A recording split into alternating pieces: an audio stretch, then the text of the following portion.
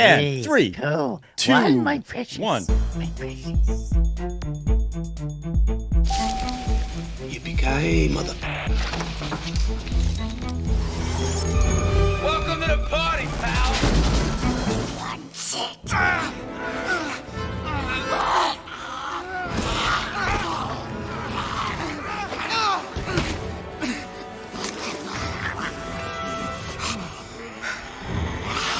Welcome to another edition of Yippee-Ki-Yay, Mother Podcast. Trixie. What's going on, you mother podcasters?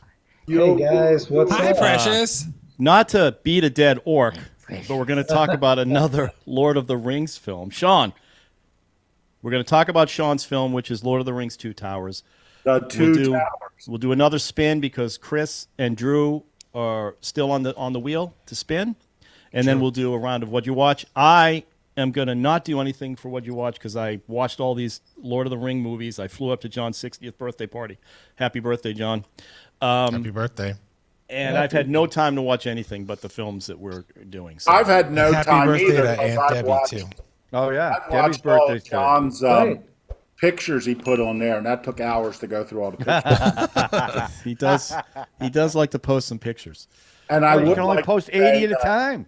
Oh, wow. Oh, I would like Sorry. also to say that this is Debbie's birthday today, Aunt Debbie. yes. yes, it is. Happy Aunt birthday. Debbie's. Happy birthday, Debbie. Happy birthday, Debbie. to We're looking forward to having her come back on the podcast. Yeah, one at day. some point. I hope so. At We some- need. Can't believe a hairy feet didn't draw her back. We are definitely missing the female perspective on this podcast. Yeah, it has become quite a sausage fest. All right, so Sean, in my ever-continuing education on Lord of the Rings, you have brought Lord of the Rings, the Two Towers, to the table. Why don't you give us a little description? I don't and even then- like your tone, the way you're saying Tell us. this Well, up, tell Ralph. me. Listen, I'm going to be honest. I watched I watched the last two. We're not going to do the other one until another week, and I'm so confused between the two. What happened in these two? Because unlike the first one, which sets the whole thing up, these are much busier. And I'm not saying they're not better. They're actually. I shouldn't give it away, but I actually really like the third one.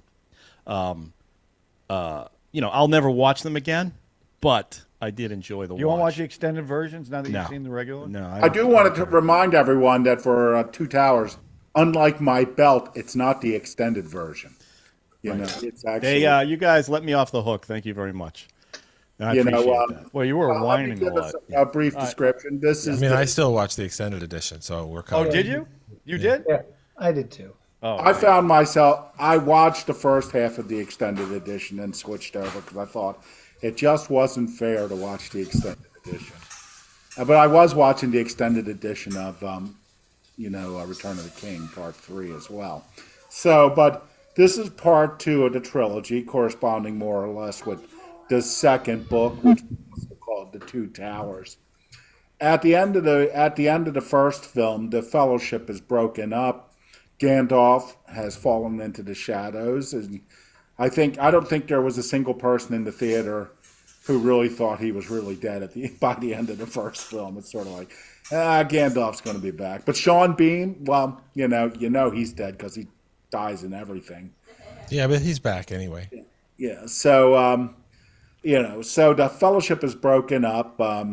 The Pippin and Merry had been stolen away by the orcs. They're heading back to take them to Sauron, where they would be tortured. And Samwise and Frodo have taken off on their own to go to Mordor themselves to throw the ring in. Just two nutty hobbits on their own. And the three remaining ones, who seem to be the three remaining ones, set off at the end of the last one. Set off in search of.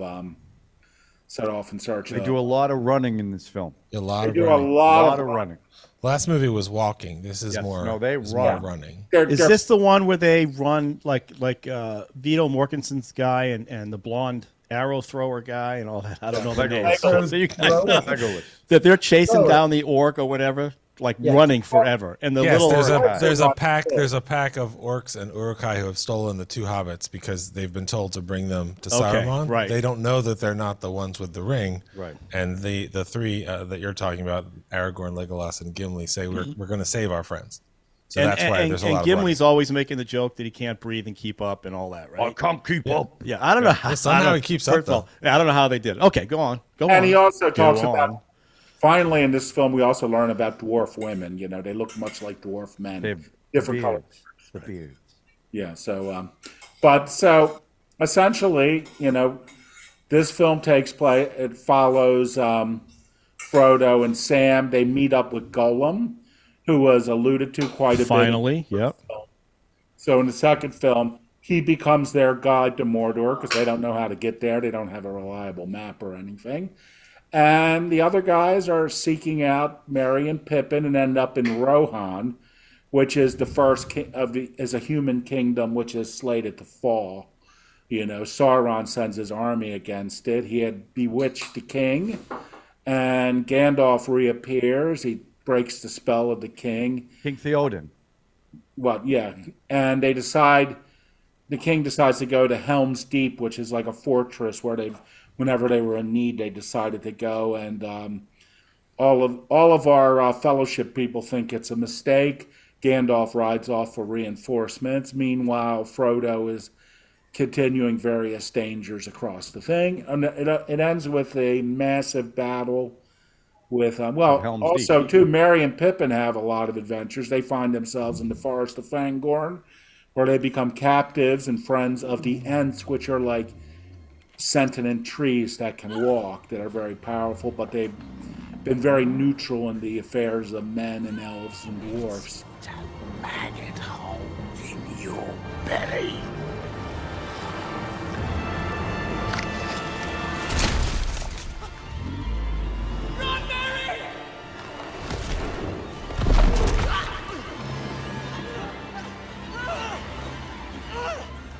And ultimately, Merry and Pippin are able to rouse them to fight Sauron as well. Saruman. Saruman, yeah. Saruman. They're very similar. Yeah, and to me, this is my favorite of the three Lord of the Rings films. It's very exciting, and you're always seeing the guys running. And you know what? They're always running like on the top of a hill or a mountaintop. It's You amazing. sit there and you wonder, why did they run up all the way there? Wouldn't it be faster to like skirt around it? I think I have an They're answer always for running that. up, and then they're always running. They would have to always be running down. I mean, visually, it's more interesting. Yeah, I think the reason is because that was at the request of the New Zealand Tourism Commission. Yeah. So that you get a wider view, because the whole movie, all these movies are just travelogues to come visit these places. Oh So yeah, it's and it gorgeous. is exotic looking. New Zealand, really, you know, the terrain, the fauna, and all. It's very, and the flora. It's very exotic looking, and it's not what we've seen in every other movie. Exactly. Yeah. You know, it's not California, you know. So it's Vancouver. or Vancouver. Yeah.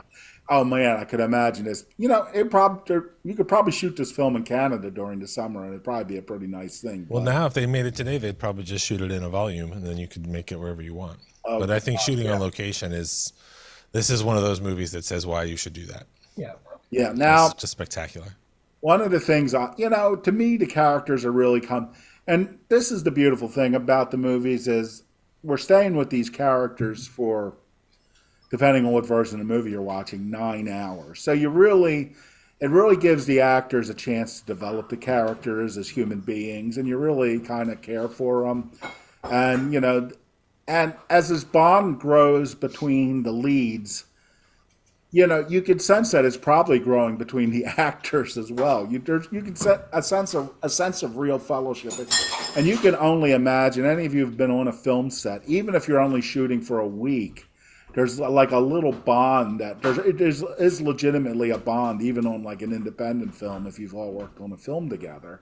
And you can imagine being on an epic shoot like this on a film you know is going to be good and it's going to, you know, stand the test of time, which I believe it has. And you sense that, and you really care about these characters. And why I like this one better than the third one is that this is not as just. Are the dishes all being done right now? Like not my fault, but like, you know. Okay. The Lord of the Dishes. Lord of the Dishes. I like putting them in slowly. This is riveting. Step forward. Okay. Oh boy. Please boy. This subscribe, is our hit the guest. This notification is button, hit the like button. Claudia, who appeared on our Superman edition. Hold on, why does my hair look like this? So this is my lovely granddaughter. Has she seen Lord of the Rings? Yeah, well, she's become a member of this cast, so. Hated it. You hated it? Okay. Wow. Oh, wow. Very strong. So you and Ralph have no taste. That's what it sounds like. Did the furry feet bother you? The furry feet on the hobbits bother you? No. Oh, No. okay. Well, That's really- my furry. Okay. Okay. Again, let's move. Let's Okay, so I think anybody that's ever seen these films knows the plot. So Yeah, let's but I talk about let's talk. You say we that started. after he let me gave just the plot. get the battle. Right. We started with the positives. One was New Zealand, right? Yeah. What was the other? The act. I think there's a camaraderie feels real between the characters and the actors. I think they like each other. They're committed to each other, and it really comes through, which makes the film more compelling. And also, I think the action is great in this movie. I think the battle for Helm's Deep is very compelling, and it would almost, if it wasn't for the magic and the orcs, it would almost make a very good primer for medieval combat. The way you would try to seize a castle. You mean with those giant animals and the big giant rocks that they threw and all that? That no, would be. the giant. There weren't any giant animals in. Oh, You're in the third one. You're well, talking about it the started in this one. They were opening up doors. Yeah, the Black Gate is opened by trolls. That's right. Oh, Trolls. okay. Well, no, but I'm But you talking. don't see them in the battles until the No, third right. movie. The third one, right? Yeah. And it's Ralph knows on the Battle of the Pelennor Fields. That's one. The Ballad of the Pelennor Fields. So this is. I just think. In this film, the action is still small enough that you get a sense that the individual characters are really making a difference in it. I love the third film as well, but Peter Jackson has a tendency towards giganticism, and I think the third film is just too big and more reliant on. It's not that this film is any shortage of special effects. So I tell you what, in the first film, some of the special effects bothered me a little more, like when they're jumping on the back of the cave troll that was attacking them in that room. You could tell that was not real. And you get some of that, too, later in the third film when there's, like, jumping on the elephants and running up their things and all. Well, I mean, American Humane wouldn't let them shoot with a real troll. So they had to do it as an effect. And they would have to do it at night because those trolls would turn to stone during the day. Okay. Exactly. So, but I just find this a very compelling film. But you just never believe that, like when Aragorn's pulled off the ledge, you just never believe he's really going to be dead. You just think he's going to be back. So, and maybe that's just me because I read the books, but I just always like, okay. No, I'm going to tell you, I didn't read one of the books. Everybody knows that. Didn't read any of them. But you knew the third movie was called Return of the King, and everyone's saying he's the king. Well, I figured that out later, but having not read the books, I knew that Gandalf didn't die. I knew that Aragorn wasn't going to die when he fell off the cliff like that. There was a couple of surprising deaths. I thought they were going to kill one of Merry or the other guy. I thought they might. Pippin. Pip, is that his name? I thought Merry they and might. Pippin, yeah. They might go after them, but they didn't. I didn't. I mean, a lot of orcs died in this one. They always do. There's always And a lot of so. I didn't read any of that, and still, for me, it was the introduction of Golem, which I had no idea that he was essentially teamed up with the two guys going up to get rid of the ring. Frodo and Samwise. Okay, so I kind of enjoyed that aspect of seeing that character. Now, again, in the third one, we'll talk about his actual introduction, which I found interesting. But for me, it was the actors that got introduced in this. It was Brad Dourif and it was Keith Urban. he's so and good. Brad Dourif, is amazing. He's just that guy just reeks of whatever he's doing. He was great. So I enjoyed seeing them get introduced. But for me, it's all that again that the battle you're talking about, the small battle you're talking about. Yeah. They're all still huge, and it's hard to keep up with what's going on. I know no one in our team, none of the fellowship, are going to die or get hurt. They might get hurt, but they're not going to die. I mean, he did fall. Well, off a one cliff. died in the first film. Sean Bean. Yeah, he was Well, part I mean, of the but fellowship. he's always. But he was Eh, part of the fellowship. I understand. Yeah, I mean the fellowship breaks almost as soon as they That's right. forge it. Put together. Yeah. Well, I was really. Well, I don't want to touched. keep talking because I want you guys to tell What me was why. the it's name so- of Well, the Ralph, head I don't elf think. that came- I'm sorry. Go ahead, Sean. The head elf that came to their aid, that came to Rohan's aid. Haldir, yeah. Yeah, he died. I was very touched by that. When he died. Every time I see the movie, I'm very touched because it's something that plays up in the books, but it doesn't get as It's mentioned that they're immortal. The elves are immortal, so they could essentially live forever unless they do something stupid like go to war and be killed. So when some of the elves die in these films, as I said, I don't think it's played up as much in the books, in the movies as it is in the books. It's like these guys are making a huge sacrifice, the elves, when they Oh, yeah. come to the aid of men in this film. The dwarfs don't live forever. So it's very touching. Like when that guy dies, I'm sorry, I forget his name. But that came to help them at Helm's Deep. So, I mean, there are stakes, and it seems like there's only like 7 people left at Helm's Deep with, warriors left at the end. Fortunately, there were more rebels at the time than there were loyal soldiers that were able to come to their aid at the end, and who would later come to the aid of Gondor in the final film. But so I still found the battle emotionally moving. Sorry to interrupt you, Drew. That's all right. I just wanted to say to Ralph, I don't know if you realize it was so extraordinary to see Gollum in this movie. I can understand that. He's so real. Yeah. And then he becomes, it's such a character. You don't, at a certain point, you don't even like, because you read about this guy, Andy Serkis, he did the movements and then they painted over it. But it's like, this is an actor. Is he basically wearing digital makeup? Like where does it stop and end? And then you don't care because you believe his conflict. And that's the scenes. There's one especially long when Frodo and Sam are sleeping and Gollum and Smeagol talk to each other. Yeah. And you think that Smeagol, I mean, he hasn't, but you think that Smeagol may have actually banished Gollum. And it's just this riveting conversation until you realize it's one guy. And then you realize it's one actor acting against himself. And then it's also a digital, like you don't feel any of that. And it was just stunning.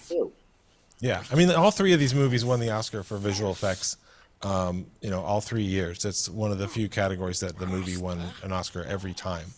And it's not just that they did the huge scale of things. It's what they did, that they could make characters out of these things. It's just amazing.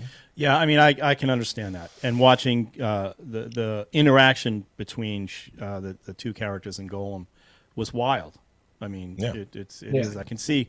I guess this came out in what, 2002? Do we know what year? 2002, yeah. Okay, 2000. so that's long after Jurassic Park, but still to be interacting the way that character was interacting was pretty amazing.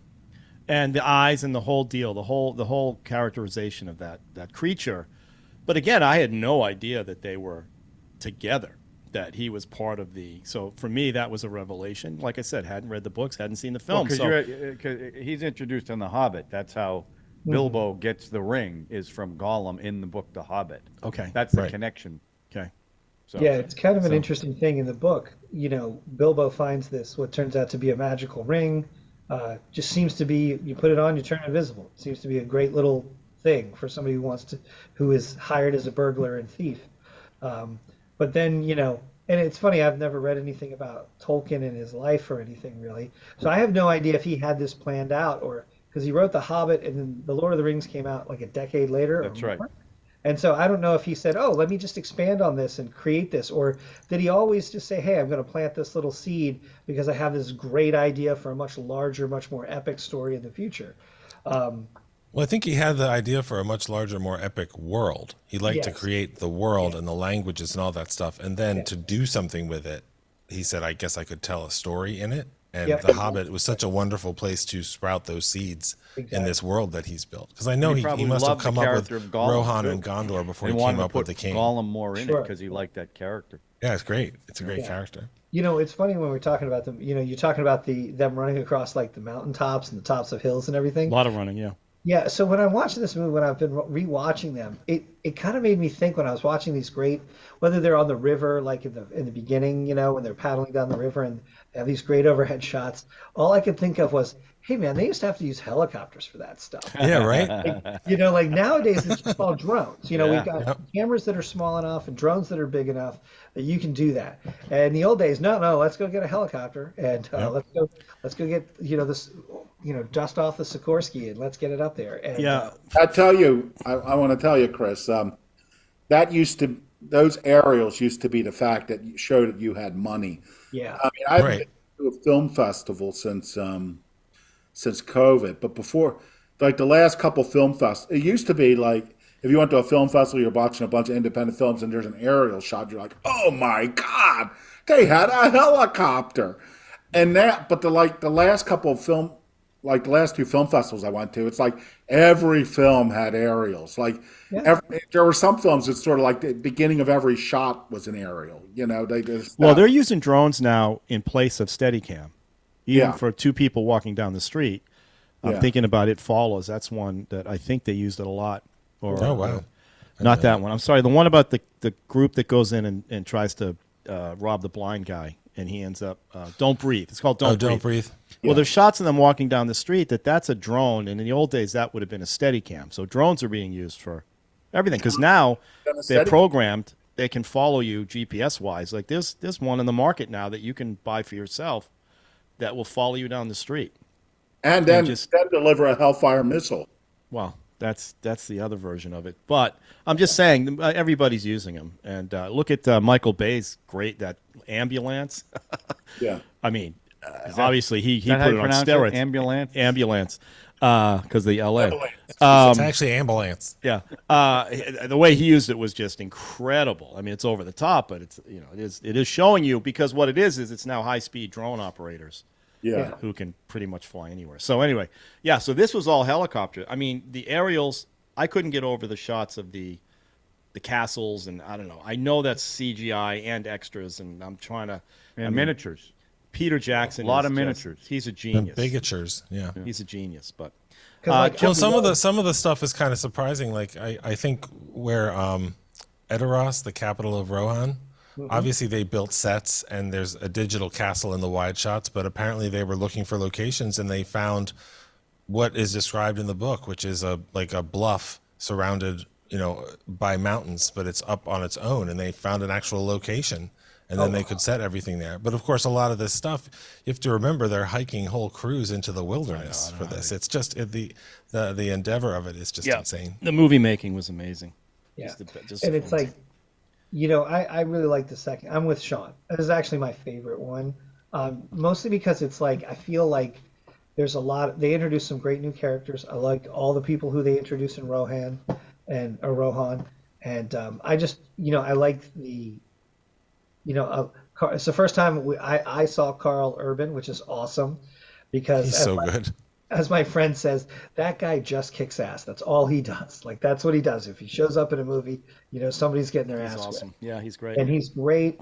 And I love the old king, and like you said, you throw in Brad Dourif, and Christopher Lee has a lot to do in this one as well. Just great. And I just think that it kind of pulls it together. And when they go to Helm's Deep, I feel like there are a lot of stakes there. Like you are getting, and when then they blow up the wall, you're just what a oh huge my moment. gosh, yeah. And then it is so funny too because for me, my favorite part of the entire series is when the old King Theoden is like he's like, now for wrath and now for ruin, and they go charging out. And then you look over there, and they come over the wall, like over the hill. And Yeah, that's the fly hits amazing. them. It just all comes together so well. And it's one of those things where it's like, I had read the books, and I had seen the film. Like I would rewatch this movie, and it's amazing how I got so sucked into some parts of it that I would forget that. Oh yeah, Gandalf's going to show up. I'd be like, oh my gosh, it's over with. And then all of a sudden, it's like I would get so sucked into it, even though I'd already seen it. I would kind of remember, oh, that's right, that's about to happen, you know. Yeah, I love this one. I think it's terrific. I think the characters are exciting. I think the fact that there's that feeling of like a lot of middle sections, there's so much, you know, darkness and pathos, and you know, there's a lot of energy and fear. You know, it's like, you know, because a lot of times in a lot of movies, you know, it's like that's the dark chapter. The middle part's the really dark part. Even though this one definitely ends on an upswing, and I love Treebeard. I love the Ents. They're so weird. And then when they attack, you know, they get angry. They start ripping the place to pieces. All the model work in that is so fantastic. And even though you can tell that they're models, it's like it's really cool to see models again, you know. And Yeah. I think it's cool that like he did it in that way, and it almost felt like they kept the models just to that one area, so that one sequence had a very different feel than like it didn't feel like they were just doing another Helm's Deep or something like that. It felt very different, and part of that was I think like the fact that they used more models in that than they did at Helm's Deep, even though Helm's Deep is just a giant model itself, you know. I mean, there's some great shots, like production shots of like, you know, sure the wall is 4 feet tall, but it's, you know, there's lighting guys sitting around it and stuff. Anyway, this was fantastic. I don't know. I just think that, and as far as like the extended version, there's a couple of things in the extended version that I thought were pretty cool. Some stuff with Boromir and his brother, who they, you know, you get introduced to that are not in the main, not in the theatrical version. But there's a few things that are really worth checking out in the extended version, in my opinion. Yeah, I think actually I like all the learning more about Boromir and Faramir and Yeah, me their too. father Denethor and all that stuff, because you do of course see him in the third movie, but there's, you know, I like all of the theatrical and I like all the extended, and if you let me cut whatever I wanted, there's definitely stuff I'd say that should be in the movie. These other 20 minutes, we don't need them, even if I like them. But one of the things I remember loving in the book when I read it when I was a kid is at the Battle of Helm's Deep, and you don't see it in the theatrical edition. The Rohirrim come down the hill and they basically run off the Uruk-hai army, and they are just kind of gone. And you're like, if you think about it at all, you might be like, did they just massacre them? Like, what happened to them? These aren't people you're going to take prisoner or anything. In the extended edition, you see what happened, which is it's implied in the book as well. Fangorn Forest itself moved to the end of the valley, and the Uruk-hai ran into those trees, and then you hear lots of crunching sounds because the trees actually destroyed the army of the wizard who was destroying them. And that, I mean, that was super satisfying. The way they did it in the movie, it's like 40 seconds. It's not a whole other scene. And I don't remember if it's Carl Urban's AMR, but somebody's like, stay away from the trees. Stay away from the trees. And then the trees do their work, and then you don't see them again. But it really plays into the whole thing where the Ents are alive, but the trees are alive and have lives and communicate and everything. And John Rhys Davies in 2 roles in a movie is always satisfying. He's so good as You know that, Ralph, Treebeard. the Treebeard was the guy who played Gimli, No, I had the no voice. clue. Yeah, John Rhys Davies, Salah Just like them. from Raiders. Yeah, no, I know who he is. I didn't know he was the Yeah. played Yeah, he's the the voice. of the tree. Now, I don't know if he did the motion capture or not, because I don't know who was doing what then, but he is definitely the personality and the voice of that. Well, Gimli's sort of the comic relief of our guys. Well, him and Legolas's relationship was the comic relief, right? Yeah. Yeah. I mean, their dynamic was funny. They were doing the body counts. Yeah. But the way that they bond, you know, dwarves and elves aren't friends. Right. And the way that they bond, it becomes like a legend in their time that these two people came together. Especially, as you said, the elves can't die, and they're all leaving.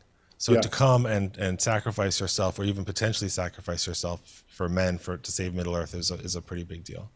But The that- other thing that I really liked is when you make an adaptation, you make storytelling choices.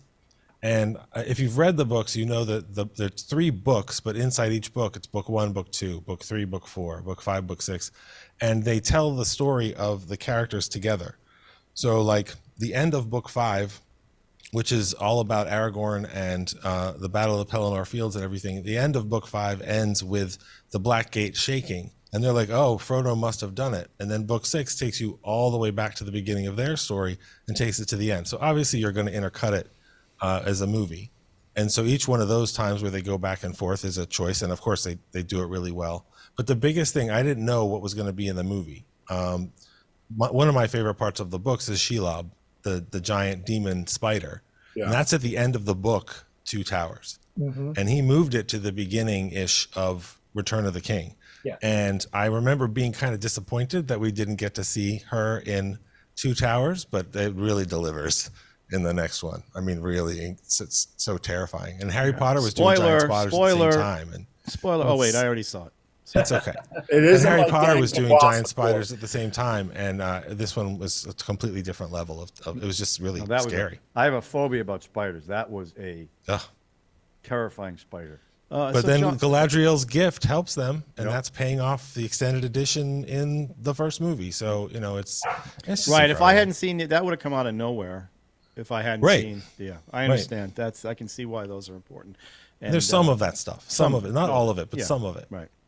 John, what is your? I mean, I can't. What am I going to say? You guys have said just I about know that's everything. what I mean. Yeah. I think for me, the thing that, as I watched this movie, that made me a little sad was the scope of the practical shoot versus what you see today, where so much is CGI stuff that it's not like some great special effect. It's just they're making an alleyway, so they do that green screen rather than show a real alleyway. Do you know what I'm saying? So when you see a movie like this, in the locations that they did, and the way they did a lot of it practically, still using CGI, it's kind of sad because it's like bygone years. Right? You say that, but like, there's one scene. It might have been in the third film. I'm sorry but I think it's when they introduce how Golem the origin story At the beginning. Yeah, it's yeah. the beginning of the third one. where the two guys are fishing.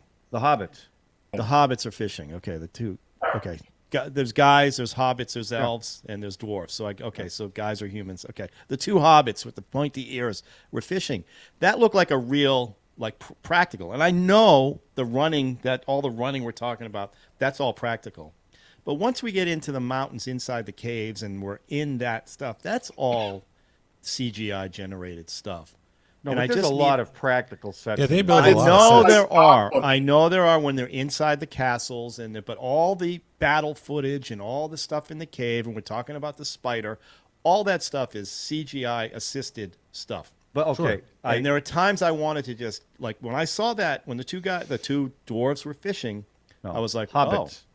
oh, okay, They were hobbits. okay. They are different. the You're two, being racist, when the Ralph. two hobbits. Well, were that's what fishing. in the second movie, Frodo even says that Smeagol was a hobbit. I mean, he says that in the film. So Technically, they they're set that river up. folk, which are very similar to hobbits, but not quite hobbits.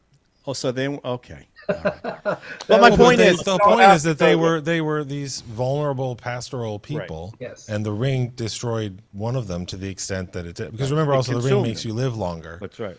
So And it was made him live happening to 1,000 Frodo. years or It was changing. I get, Frodo. but my point yeah. was, it's a CGI movie. No, no. Yeah, but it's I not disagree like with I that. saw- I disagree with that because I'm not saying there wasn't a lot of CGI in it. There was, but today, I like don't that disagree running with that. over the mountains, they would do that CGI now. They wouldn't do it like they did it in this film. The horse riding, I mean, a lot of the fights with the swords. A lot of that would be done with CGI. It was done practically in this film. Armor today, they would have plexa, whatever not real armor. They would have light material, and they would, soup up the sound and everything. In this, it was all practical. And the other thing about the CGI, and I'm not knocking CGI, but to me, the best thing about this film was Gollum, because you had a fully realized digital character that gave a performance. I mean, that was a performance. It wasn't like the train movie that Tom Hanks did or Scrooge, where everybody's eyes are dead. It was perfect for this type of character in this type of film. And Circus is it created an entire industry from doing Planet of this. the Apes movies he did. And it's Oh, like, the apes. I mean, King that's the Kong? whole. Yeah. That's what I'm Isn't he saying. King There's Kong? there's I think real he is. acting happening here, and the scene that Drew talked about, where the camera would go to one side, he'd be one character. It would go to the other side, to be another character. I mean, that's acting, and that digital creature emoted. I mean, it was in the interplay, and Elijah Wood. I like what's his name, Samwise. Sean Astin. I actually like Sean Astin better than Elijah Wood, because Elijah Wood, his eyes are always watery, but the But interaction, they're huge. I mean, that's his whole point. interaction of He's both like of a them Disney character. with that creature is incredible. I just found it incredible in watching that. And Viggo Mortensen, who came in this at the last minute, just has this amazing Come on, he's presence throughout this film. He's a And the beast. stuff he does, everyone read the. And he's 87 years old. I'm my sure God. you all read it, but the scene where he kicks the helmet and then screams because one of them died, he broke both his toes. And the director just thought wow, this really hit him hard when he thought the hobbits were dead. No, he broke his toes. And Sean Astin cut his foot when he ran after Frodo in the boat. These guys really had serious injuries. Even though they're wearing those slippers? Those Yeah, furry because feet they slippers? were they were slippers. They had soles at the bottom, but the rest of them were just. I mean, you should watch. This is one of these films. There are certain films that watching the documentaries on the making of this is so worth watching. Yeah, the The appendices trials they and call them. tribulations, how they did stuff the way they did it. I don't want to see him. I Oh want. no, because the camaraderie. That's like exhilarating, Sean, yeah. you talked about the camaraderie. You see the camaraderie in the cast behind the scenes that absolutely comes across on the screen because they were together so long. So that's kind of neat to watch too. But again, from a this was just I read the books after I saw the films. I couldn't get through them when I was younger. I just could not get through them. Now, after I watched the films, I got to read these books again. And the books are so much better, in my opinion, because there's more characters, they're much more in depth. But that doesn't mean I don't think he made a mistake making these the way he did. It's the most faithful adaptation of a book that I've ever seen. I mean, I don't think anybody who's a fan of the books walked out of there saying, "Oh, no, they could have done a better job adapting the book." I don't think that. I think people really liked it and they understood why they made certain choices. But this is like one of those things that's an event. And even watching it, I just watched the Two Towers again. Even watching it, I was just so into it. And then that monologue that Sean Astin does at the end as they're flashing to each one, setting up the sequel, setting up the third movie is just, it's just great. I just love this film, and I love the filmmaking process that Peter Jackson obviously reveres the source material. You can see that with every His frame love. of this film. He real reveres it. love. And that's something that, he didn't want to disappoint the fans, all the nerds that you make fun of, Ralph, but he didn't want to disappoint them, and he didn't. And I think he did and I'm not like a Peter Jackson suck up, because I think King Kong, I think it was a mistake to go the route he went in making that one. But this series And the of Hobbit films- movies. Yeah, well, The Hobbit was a money grab, and I don't think he wanted to do 3 movies. So I don't think that was his call. But I think he probably should have said, you know what, this is a bad move. I gotta not Give do it to this. Michael Bay. Exactly. But these 3 films, and again, I think this was the best one out of the 3, because it's really when the dynamics of the group start to form, like the partnerships within the group, and the side characters that now come in. It's just a one. I love these movies. Love them. Oh, can I say one thing I thought was very interesting? One of our viewers who commented on it, when he first saw Fellowship of the Ring, he hadn't read the books. He didn't know it was a trilogy, and he thought Oh, it I was saw the that, yeah. worst ending of a movie. Oh, he thought that was He it. just thought it was end. Well, I mean, oh my God, This if is- that. how can you end this movie like this? How could somebody not know this was a trilogy? I mean, Well, if you never read the books, you but I mean, didn't know I there were 2 never other films. listen. I never read the books. But you heard of them. of course. So Yeah, I'm right. saying somebody actually never heard of these. Yeah. That's There's amazing. places in the world where people So let haven't me heard ask of you them. this question. No pressure, but what are we going to talk about different in the third film? I mean, how is that going to stand out in a review process like this, where we're talking about the series as a whole? What is it going to be about the third film? Maybe some complaints about the multi-endings. Maybe what will it be? What is going to make it different from me for the third film? How about talking about other trilogies and how the third movie in a trilogy, some have been successful, some have been lousy. Where I think this worked really well. And In a lot nailed of it. movies, it doesn't There work. were no Well, heroes. whoever, if I span whoever decides if they want to pick the third one, then that. Well, they are you can- trying to talk Oh, I No. see what you're doing. No, not at all. Not at all. I think just Ralph is making a really good point because I think we're essentially going to have the same discussion on the third. that's what I'm saying. I'm saying this is one movie. I don't agree. This is one movie chopped into 3 films. I mean, I look at this because as I watched this, all 3, I couldn't remember the stuff that happened specifically to part 2. Part 1 stood alone because that was an introduction to everything. And that was a whole week ago for you. That was a whole week ago. And this one, I'm actually curious to see how you're going to make it interesting for everybody else because it is. We're talking about the same things. We're going to go through the same thing. Did you like it? Well, which The third one. I did, and did. specifically, I thought Sam comes off as the hero in the whole trilogy. Yeah. No, we'll talk about that next time. Then. So, and the introduction, they introduced other creatures and things in the third film, like Sean was saying, the gigantism or whatever he does when he says, "Okay, we had some couple creatures. We introduced the flying dragon in the second movie, Yeah. but the third one, well, we'll add a couple more things too, So, I mean, that I guess we The could. Nazgul. I guess we can go and talk about those specifics, or whoever brings it decides what you want to talk about. But I'm actually interested. I want to talk about the ending up on that big castle because that, for me, I still get chills every time I see that scene. Which scene? You bow before no man. Oh my God. Yeah. That scene is incredible. Yeah. Okay. Well, I mean, that is the tear jerker. Sam carrying him, putting him over his shoulder, and carrying him up. I can't carry the ring, but I can carry you, Mr. Frodo. So, all right. So I want to say one other thing, and I talked about this sort of thing last week. The music continues to be astonishing. John recommended that people go and look at the extras, and they should. But I've been listening to this music for 20 years now.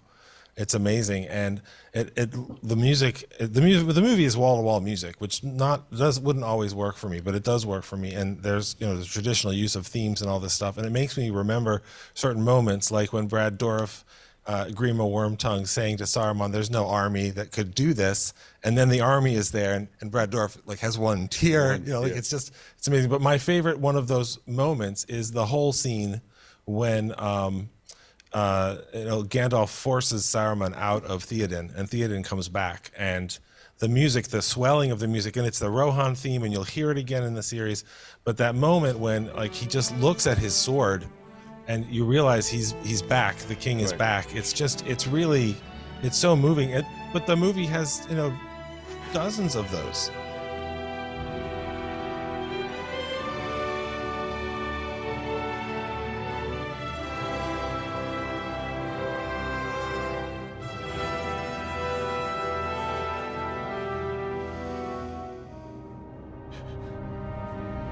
It was amazing. It was just amazing. And to me, the fact that it all came together in the third movie, the culmination of it, that's why to me, I think is a different discussion.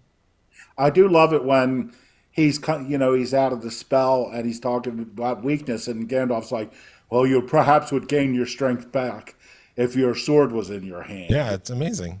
It's amazing. It's a fabulous scene. I don't know. I just felt like there's the stakes. There's no stakes here. You know what's going to happen. I knew. I just kind of. Well, we don't get a sky beam until the next movie, so we'll talk about the stakes are how. I think the real stakes are ultimately, and we'll get to this in the third film, are with Sam and Frodo. Well, the relationship between the two of them in the ring. I mean, that's the whole. Yeah, they can never go back. Listen, I'm not going to lie. I got into. That's part of the reason I wanted to jump on it so quick, because I did want to know what happened. I didn't want to wait a week to see what was going to happen. So Imagine I have to waiting admit, a year. Yeah, I have to. Right. I mean, it must have been insane. Well, that's I have to pretty admit, high compliment. Yeah. So I Yeah, did, but again, having said that, it's not my cup of tea at all. I was invested in the two guys. I was invested in Sam and Frodo In their journey. I was invested in that. I did want to see what was going to happen. And Viggo Mortensen. I thought he died in the third one. That's why I was waiting for it. But I Return of the King. No, he died. I'll never watch them again. But I did enjoy the watch between 2 and 3. Good. They're great Did stories. you watch well both told. of them on a big TV? Yes, John, I watched them on a big TV with beautiful All right, sound. don't take and- that condescending tone. Well, man. because, Just I mean- asking the question. You have watched a few movies on your you don't phone. have I any have, reputation, Ralph, for watching film on phones. I have. That's somebody else. Only our Indian films, because I can read the subtitles. So yeah, I mean, obviously I don't have to recommend this for people to go see this because it's been, it's Well, it's a generation ago. That some people will be a certain age and they'll go, "That's Look an at my old movie." look at my and granddaughter. She was I hope not they can get past it. too young. I was showing it to my grandson, and he was, he's 5, and he was watching the orcs, attacking Helm's Deep, and he's like, "Grandpa, this is scary." yeah, Yeah, it 5 is years scary. old. That's not for little kids. No, I would not yeah. ever have them watch this. But you know me. Then I showed him Race with the Devil and. There you go. That solved that problem. Oh my God, he's Yeah, I'm never like, gonna yeah, get. this is- He'll never get in an RV. Yeah. So Well, it's funny. One time we had the grandkids over, and I wanted to show them like Frankenstein, but because it's a original. horror movie and it's black and white, they're like, "No, it's too scary for us." And what they watched instead was the second Indiana Jones film, Temple of Doom, and I'm like, I'm watching this, I'm going, this is a million times scarier than Frankenstein, but because it's not horror, and it doesn't have that weirdness of being black and white and everything, it just doesn't feel like horror. But I'm like, Indiana Jones, really? Second film? wow. All right. Well, let's end this one since we're going to do the third one. I think. I mean, it depends on who gets a spin and if they want to do it. I'm not trying to push And anything. so we're going to vote on how many hairy toes? I think we all agree that these are, Yeah. 4 stars, Right. 3 stars, whatever. I mean, how do you rate these? These can't be rated, I don't think. Yeah. Unless I don't know. Well, wait a minute, Rob. We're human, so if it's we'll 1 give to them 9 5, rings. 5 being best, where would you rate this movie? Ralph. 5, this 2 towers. Yeah, it's the towers? second one. 3.5 for me. For Okay. me, 3.5 for me. All right. Well, that's I different would than give probably it- most of us would say. Yeah, I think. What would you guys all be? 4, 5? I would give 10. it a 5. 10 out of 5. Well, if the scale's 1 to 5, I would give it a 5. Yeah. I would give it a 5, though. I was just thinking, I put my list together of my 100 favorite movies. I did not have this on it. And I'm thinking I'm going to have to bump something. I made the list a long time ago. Yeah, but so are you guys? I mean, you don't have to tell me this, but is this rated higher than the last one? Yeah, I mean, No, so it's yeah, I like- would rate I this think higher 3 of you have said this one's your Lower. favorite, right? Yeah. Yeah. I would- go back and forth, and that's IMDb. partly because it is, as you said, it is one long movie. It It's really one long is. I story. mean, that's yeah. Yeah, Yeah. to its credit, Yeah. I think No, on no, IMDb, this one is the first one was like 8.8 rating out of 10. This one was 8.6, and Return of the King was 8.9. So this was the least highest rated. Well, I think the first one is the introduction to the world, the characters, where now that they're established, a lot more happens in the second one, which I think Yeah. is why I liked it. And Gollum too. I think Gollum just that whole thing changes the dynamic of Well, the they film. become propulsive action movies that also have real emotion in them. Right. And Yeah. which big giant movie making studio wouldn't want to make that kind of movie every time? Yeah. It nails everything. No, it's Peter Jackson. like the way you were invested in the characters in the original Star Wars Right, trilogy, exactly. Yeah, you but was cared. not invested in them at all in the final trilogy. Well, it's the same thing with The Hobbit. You didn't. The Hobbit I didn't was, care weren't about good any of movies, them. and it was the same director. Yeah, So- The Hobbit was just a movie full of Wattos. It I just wasn't interested. good. They tried to turn it into Lord of the Rings. Is the Hobbit plural, or is it No, about one the Hobbit? No, the The Hobbit's Ho- it's- about Bilbo Baggins. The Frodo's Hobbit, yeah. uncle. It's about him. Yeah, it's Yeah, about- he goes on a journey with a dozen dwarves. Yeah, and and Gandalf. Gandalf. Yeah. So. Okay. and let's and just it's say where the on ring Snow gets White, the introduced. dwarves had more personality. But it's much more for younger people. Yeah. Well, I won't say. Well, but also, they I think kind of Ralph, what special you effects what you found surprised that you liked about this movie, I think would not be your experience with the Hobbit trilogy, because No. those of us who loved Lord of the Rings were super disappointed. And if Right. you watch the Hobbit, if you could even get through it, I think you'd end up saying, "This is what I thought this all was." Yeah. and that's why I don't like it. No, don't get me wrong. This is, like I said, Game of Thrones, any of these big epic fantasy where you have to look at bloodlines and, I mean, all the stuff that's involved in the characters and people Yeah, really everybody's get into related. that. Everybody loves Yeah. that stuff, the lores and all the. It's just not my cup of tea. Yeah, if it doesn't No. get you, it doesn't get No, you. but like I said, I wanted to see what happened to the characters, so it did Well, that's get good. me. So it got me. accomplished what it. Yeah, good. Right, and anything V goes in, I want to see him do. And when I saw Brad Dourif, I'm like, okay, this is great. I mean, he just so seething when he grabbed that when he's the sister or the whatever the the niece. princess or Eowyn, whatever yeah. The niece when of he's Theodore. trying to seduce her in this. So gross. Your words are poison. Yeah. All right, so let's spin for next week to see what movie it's going to be. Sound good? Sounds Let's great. do it. I bet you All right. comes up Ralph. So it's 2. Let's see who's the lucky winner. And then there were 2. And remember, this is 2 weeks from now. Right. Yep. Drew. And then there was 1. Hey, All right, Nice. Chris, what are you going to bring? I'm going to bring The Return of the King. Which edition? The Yeah, Rankin I mean- Bass one. I think, yes, actually, it's funny. I actually have that one on DVD. I Chris, like you the- want I to like take the at least songs. 5 seconds to think about it before you blurt it No, out? I'm bringing it because mostly, actually, I thought I'd make it. I thought I might really stick it to Ralph and bring Dragon Slayer from 1981. Oh, You know what?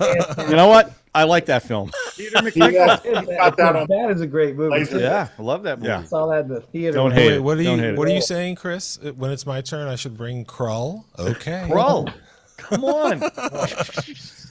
with the glaive. Yeah, Oh like my a god, play. it's such a great, Great background. video We- game, Are too. we going to make this a fantasy theme through the whole?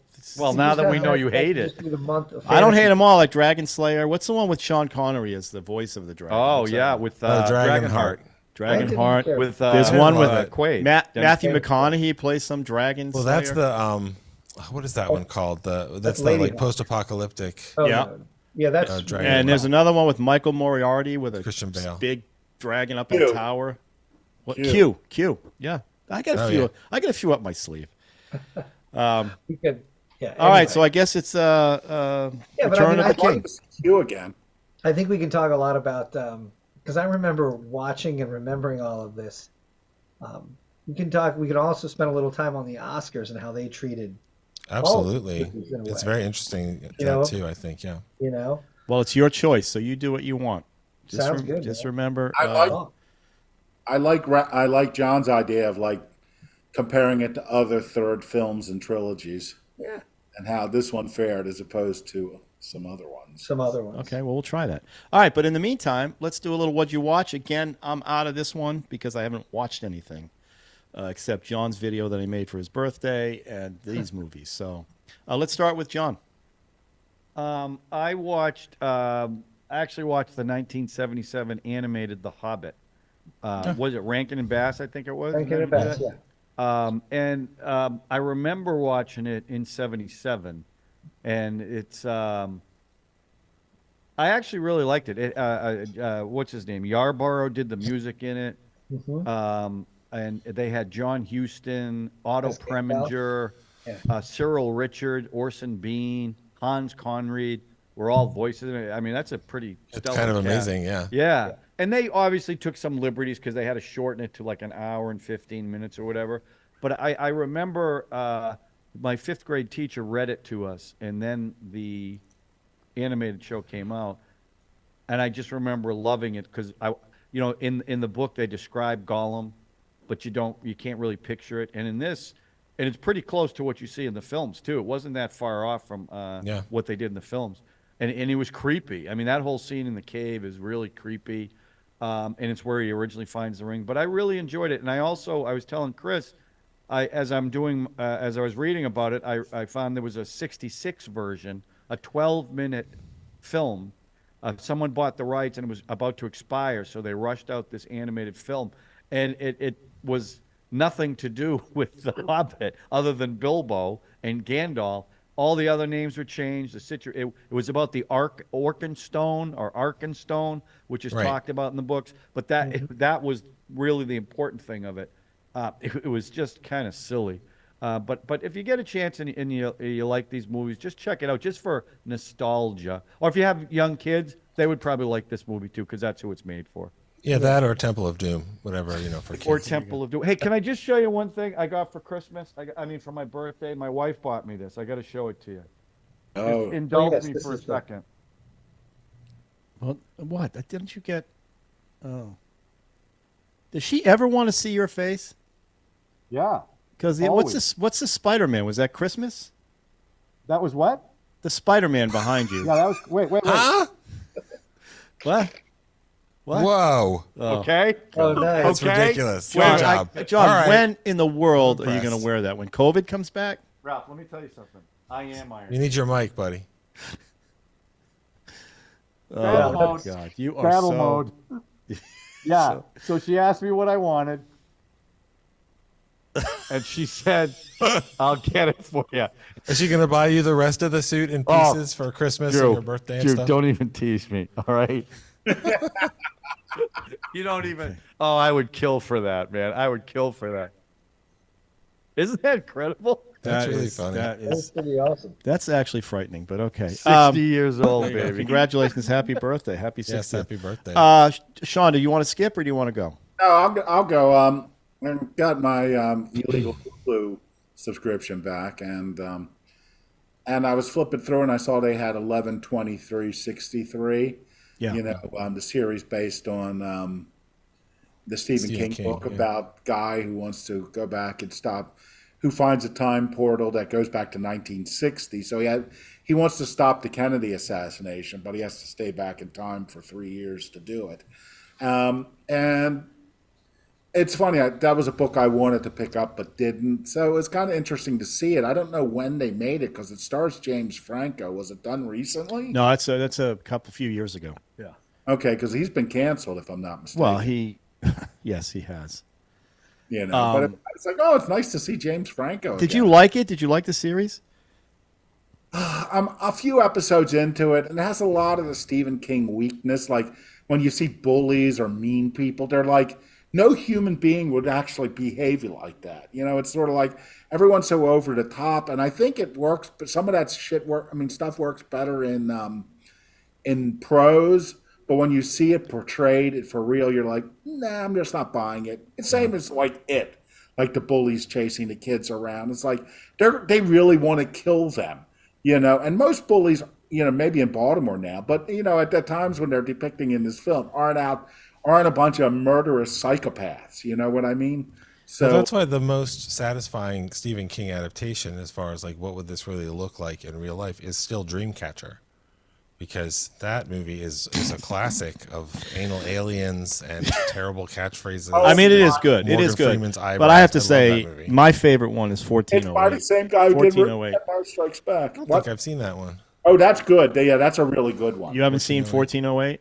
I don't think so. Yeah, you should It was check the that last one out. John Cusack movie I saw in the theaters. Yeah, it was good. Now, as far as the JFK Yeah. one, I'm a huge JFK conspiracy. I was till I grew up. Did you and watch realized- this? I did, and I just felt like it went flat at the end. It's just like it went. Most Well, of his yeah, stuff that's- does. It went nowhere. It went nowhere. Like you didn't. Like I was expecting bigger, and it always ends up being about people falling in love and this, that, but a little interstellar kind of, you know, that kind of, you know, go back and somebody's old who That's was why young. the ass weasels in Dreamcatcher were a It's real awesome. breath of fresh air. And that was, what was it, Lawrence Kasdan? He direct it and write it. He wrote the believe so. screenplay. Yeah, Yeah. yeah, that's amazing. I have to Amazingly watch that again now. bad good film. I'm sitting there thinking, did anyone at any point say, wait a minute, this is not going to work? I think they just went with the flow. They just went like he's right. It's ass things coming out of your butt, and It's pretty you know, faithful to the book. So Yeah. if you want to adapt a book and be faithful, you They could should do do Return of the King, or you Desperation. could do Dream. I don't think they all went out and got Dreamcatcher tattoos. You know, like No, I like they don't think did in so. Lord of the Rings. They did, but they had them removed. Sadly, they decided to do it at the head of the Right. movie. So, all right, Drew, what'd you watch? Well, I had a couple friends over on Friday night, and we watched a movie again for us that they hadn't seen, Foxcatcher, with Channing Tatum, Steve Carell, and Mark Ruffalo, and that was very good. And I had not remembered the way that it's structured. It's really like a Channing Tatum movie with Steve Carell, and then it becomes a Mark Ruffalo movie with Steve Carell as the focus shifts across the characters, and it's just really well done. It's very strange and slow, and really great acting, and so that was fun to go back. But on, I guess Sunday night, I finished my weekend watching a movie that I've wanted to watch for a little while, and it's up for a whole bunch of awards, and it's easily on the list of holiday movies for next year, that sort of thing.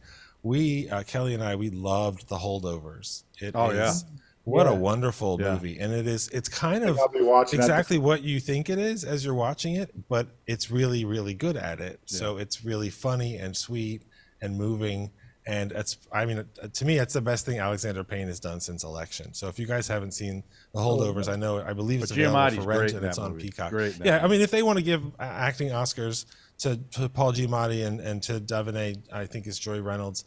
She's amazing. And I wish that the kid, Dominic Sessa, he's someone I haven't seen before. He's incredible, a young man. So you guys should definitely check out The Holdovers. It's a really beautiful movie, and Have you you could seen watch that Past with Lives? not with 5-year-olds, but with a variety of people in your life. Oh, Is he going to beat Cillian Murphy? You know what? I don't know. That's a good question. That's a good question. I haven't seen Oppenheimer yet, so I can't say. Oh, what's you on haven't? it You for haven't it. seen Oppenheimer? Not yet. True. I know it's bad. That'll So be a tough. That'll be a tough beat. I haven't seen Holdovers, but It's very good. Yeah, very he's- good. Yeah, no, I want to see that. The other big one I want to see is Zone of Interest, which is only playing in one theater here so far. So I'm catching up on them, on all the big awards. I can't believe you haven't seen Oppenheimer yet. I thought you I would know, see that in IMAX. Yeah, I didn't get a chance to see it in the theater. I No. chose Barbie that weekend, and it's a good choice. that's how it went. Good Yeah, call. it's good. They're both supposed to be great, so I'm sure it'll be fine. They are. All right, Chris, what did you The watch? Marvels. I did what you did. Yeah, I rewatched the Marvels. It was Oh, awesome. good for you. Good. Much better the I second was able to time. really dissect the visual tapestry of the film. There's a cat, right? Yeah, there's a The cat. that- visual tapestry. That's beautiful. Is there a sky beam? There is. I think. Oh, there's yeah. There is. Oh, It's a yeah. Marvel film, isn't it? Exactly. There's a cat that eats a bunch of people, and that There's was a my cat dog. coming out in the Argyle. This Yeah, Argyle. I mean, movie. That looks Marvel. good. I want to see that. Yeah. But All as right. far as all I watched was, like you, Ralph, Return of the King. I watched the extended versions, so that's about like close to damn near 8 hours of stuff. So that's really all I watched. So I didn't really watch. So you didn't watch the Ravens? Oh, I yeah, watched don't- that. That was very I sad. watched that, and was that was sad. upsetting. That was upsetting. I wanted them It to was- win, man. It was upsetting know- mostly because the offense was just so flat. While I do think there was a couple of missed calls that the Yeah. Ravens should have gotten, a couple. It wasn't like it was so egregious that I could really blame Taylor Swift. No, egregious is a interception in the end zone. Egregious is fumbling the ball. I mean, that's egregious. Yeah. And they were undisciplined. Yeah. The penalties Yeah, they when got, we 15 watched yards. them, we watched them implode. Yeah. And Yeah, that was I mean, really that was kind of 15-yard penalties that they got a couple of times, and Yeah, they taunting had a bad penalties. day. and- come I on. really wanted to see a Detroit Baltimore. Oh, Yeah, me well- too. That would have been fun. Yeah.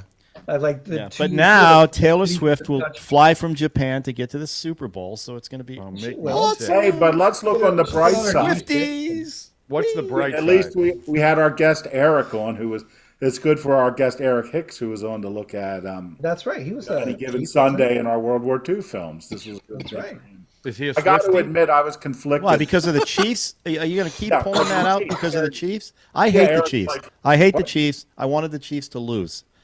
I can't stand the Chiefs. But and I don't want to. I don't I want to be gotta admit, I've been conspiracy to- theorists. you know, But because why of do all the Eric, I've been calls to seem quite to a go few their games. way? Well, somebody at your party Always. came up to me to explain to me that one of the referees they picked goes 98% with the visiting team. Yeah, I heard the same And thing. if you see some of those calls that they made, you talk about that interception in the end zone. That was like a little bit. It could have been interference there, and some of the calls that Patrick Mahomes gets now, he did get clobbered. But did you see what Kelsey was doing at the beginning of the game, John? Did you catch any of that? Against the Justin? kicker? Yeah. Yeah, that he was kicking Yeah, the, it's just the, some the rude helmet little away. boy And playground Kelsey, shit, yeah. what Kelsey does is he gets like an earworm in there, and he acts all perfect, and everybody's like, "Oh, I want to kill that guy." And Well, did you see him afterwards? It's like the owner of the team and Mahomes and everybody was quite, polite and thankful, grateful, and like he had some humility. And then they talked to Kelsey. It's like, well, can you imagine at the bottom of a pile when he gets tackled what they're saying to him? What they're saying, but what they're doing to him. They're probably Yeah. poking his eye. That's what I mean.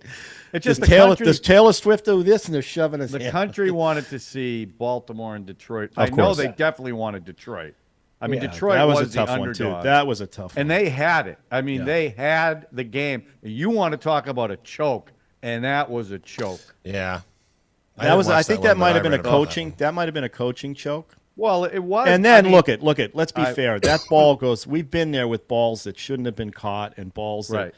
That Sean that sure ball that has. went off that guy's face mask that the guy ends up catching, becomes a big Okay, play that's for fine. San I Francisco. don't Hey, disagree what with that. about that? But to your point, he pass threw Lamar one ball, threw himself? fourth down, right in the numbers. The guy drops it. I know.